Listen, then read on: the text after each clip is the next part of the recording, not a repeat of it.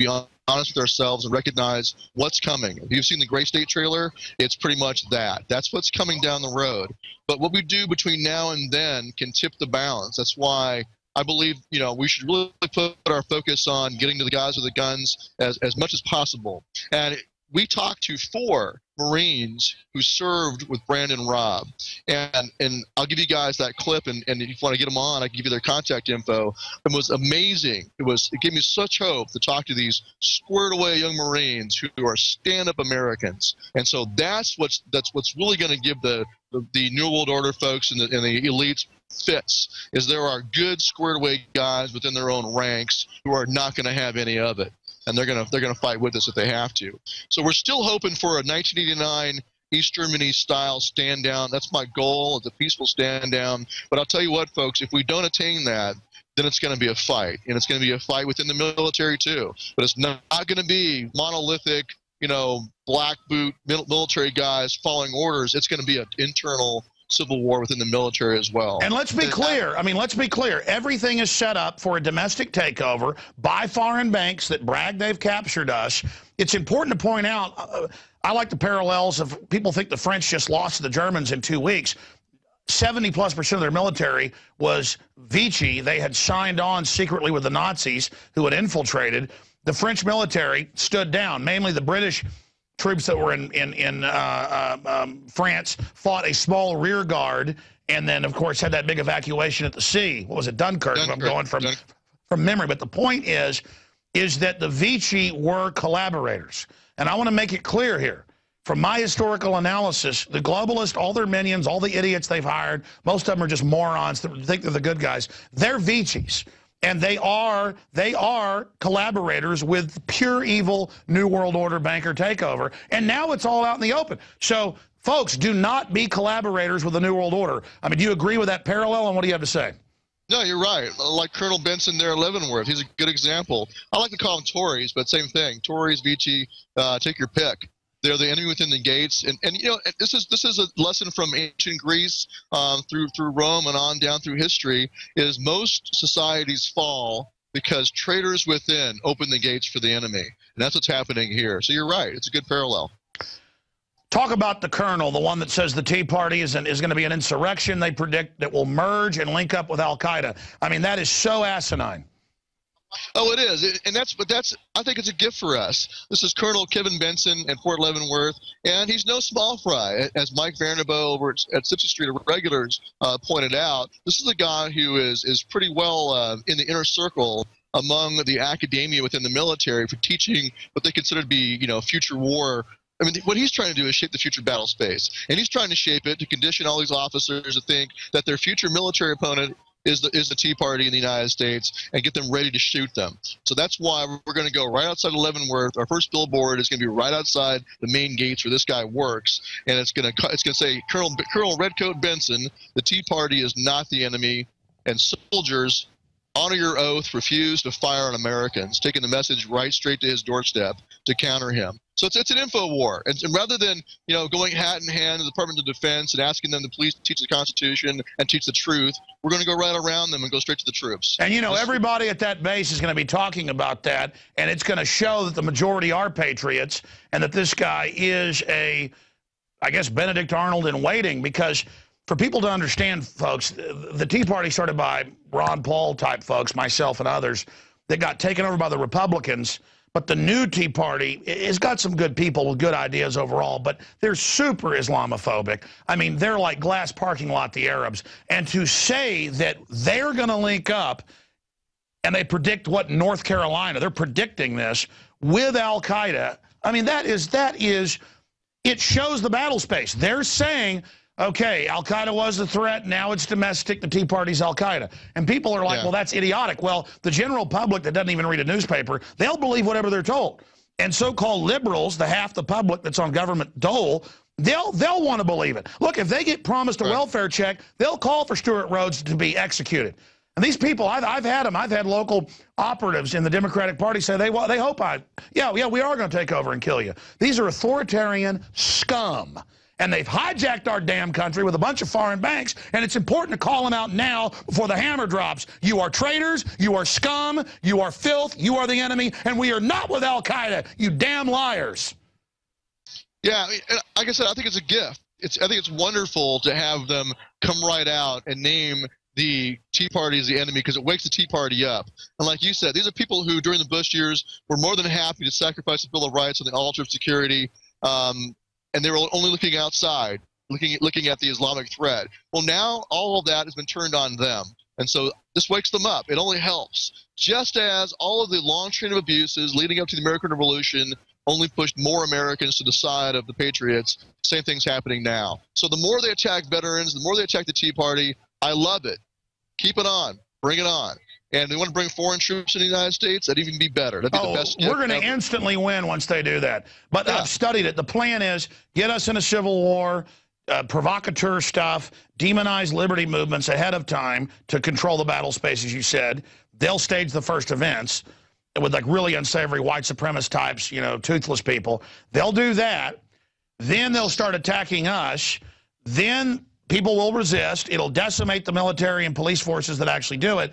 Then they're planning to bring in the I-4. That's the public plan, as you know, to bring in foreign troops. This is not just some theory. And the day that happens, Katie barred the door when they're on the news going, helpers are here to help secure things. I mean, I mean, come on. Listen, you look at Janet Napolitano and these globalists. They're smart at certain levels. They hired Primakov. They hired Wolf from the old Soviet Union to bring him over here to help set this up 10 years ago. But Janet is, you know, in all these suits, reportedly, and I believe it, running around with all her lesbian buddies on crazy power trips. These criminals are mentally ill. And there's so many yes men around them, they really think they're going to win this fight. And it's not just me wanting to believe this. I know, I can see out into the future, historically, they're going to lose, Stuart. Yeah, I mean, they're going to have the same hubris that the British officer corps had regarding our forefathers. They believed they would not fight back. They didn't dare fire on British troops. And they got their butts handed to them in Lexington and Concord all the way back to Boston. So this will be a repeat of that. And so that's what we have to count on. We have to count on their own arrogance and hubris. So I hope they bring in foreign troops, just like the Crown brought in the Hessians. And that's what really tipped the scales on the side of the Patriots, was when they did that. And, of course, a lot of the German Hessians actually said, hey, I want to be free, and ran off. Right. That was one of the biggest injections of German immigrants to this country. Now, Stuart, get more into this billboard campaign. Well, we really feel like we're running out of time, and so we want to take the message straight to the troops en masse. And so we're going to put the first one's going to be outside of Leavenworth, and we got Fort Riley there where the big red one's at. There's one out there, and then we're going to go to Camp Lejeune and Fort Stewart, Georgia, the next two, to the Combat Arms. And the message there, like for Camp Lejeune, it's going to be Iwo Jima flag raising, and it says, they honored their oath, honor yours. You know, do not refuse to detain American citizens, and NDAA is treason, to teach them about the NDAA. So that's absolutely, our main focus. Absolutely, because when they do an NDAA, when they do this stuff, it just confirms everything we've said. It's a confession. Well, you know what's really interesting is that we've been some of the most strident speeches I've ever given, like that interview I did with you on NDAA. I mean, I said some pretty hardcore stuff, and yet the SPLC will not. They're silent on that. They have not yet drug out anything I've said about NDAA, no matter how firebrand it is. And the reason why is because they don't want to touch with the 10-foot pole, because it's happening. That's the real, you know, it's right there in black letter law. We can point right to it. And so they don't want to talk about it. So that's why this billboard campaign is going to focus on the NDAA and teach the troops. What are the people aiding, people knowingly aiding this globalist takeover? I mean, I guess treason is taking up arms, but this is political treason. I guess it's sedition. Is it espionage? Well, I call it treason because treason is making war against the United States. And when they authorize the use of military force, military detention, under military trial, under the laws of war, what is that except making war against you? So that is treason. Now, Stuart, continuing here, let's talk about the mood of the military, because you've got your pulse on it like probably nobody else. I'm seeing, every time we talk, it's an accelerated awakening, but now it's at hyper warp. What are you seeing? Oh, exactly. And like I said, talking to those four Marines the other night gave me chills. These are guys, they're just like Brandon Robb. They're every bit as awake and aware as he is, and they're standing up for him. And they admire him. They see him as a leader. And I think they're right. And so I think there is a mass quickening going on inside the military. And I think it's too late. I think it's too late for the bad guys. There's already enough truth that's out there, and all we want to do now is amplify it. We want more. We want to create more Brandon Robbs in the U.S. military, more woken up, stand-up Marines. They got courage. These are guys who have been in combat. They've seen it. These are not guys who are going to roll over and just do what they're told. They've got it. They got the cojones to stand up.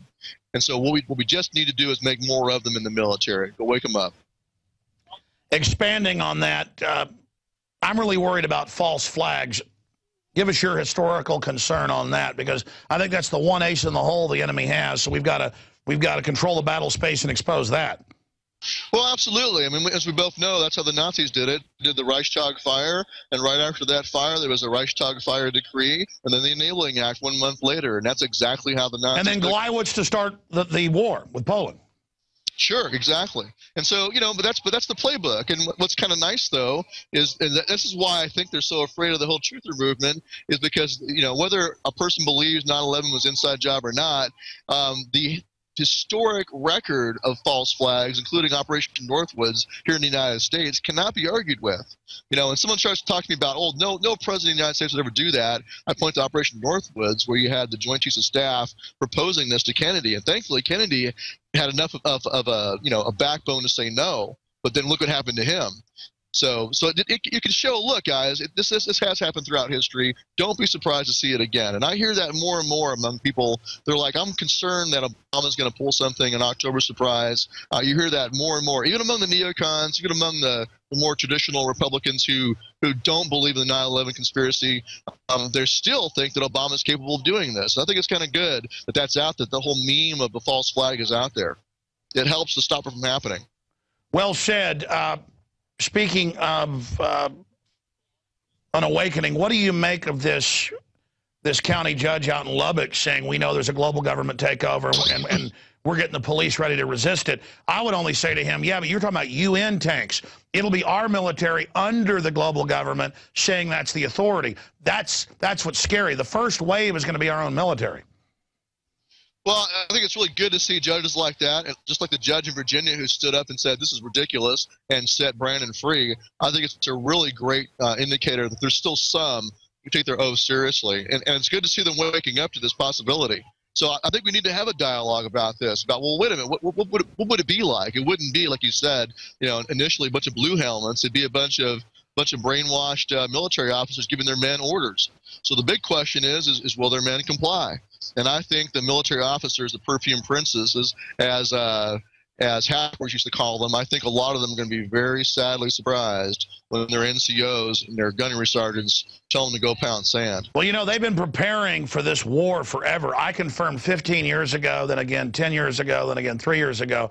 I've confirmed this dozens of times with guests on the radio over and over again, Stuart, that they've been training in Austin and San Antonio, but I mean, that's usually because I've been so big in Texas, but now I've seen all over the country, and people can call into you and tell you about this, that going back forever, they've been training the ROTC at college, they're preparing to be the officers, for people that haven't been in the military who don't understand that out there, to fight the militia and veterans, and they're training explorer scouts.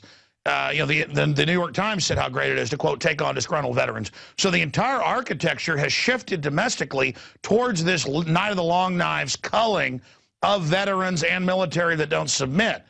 Kind of a reverse Operation Valkyrie against people that would resist them. Because the globalists know where the threat's going to be. They understand that. They're not worried about people watching TV and sucking their thumbs, or tough guys and all this stuff that, love the New World Order. They're worried about people that understand there's been a takeover. And so think about how long-term that's been, and watching those ROTC officers in colleges to see who would do this. They've been drilling their whole lives. They've been drilling for a decade, for 15 years, their whole adult lives to take us on. I mean, that is an evidence of the total conspiracy against America and the Republic. This internal infiltration takeover. We're not just saying this is a foreign infiltration by banks. This is. I mean, this is an enemy takeover. I mean, it's incredible. What's your take on that?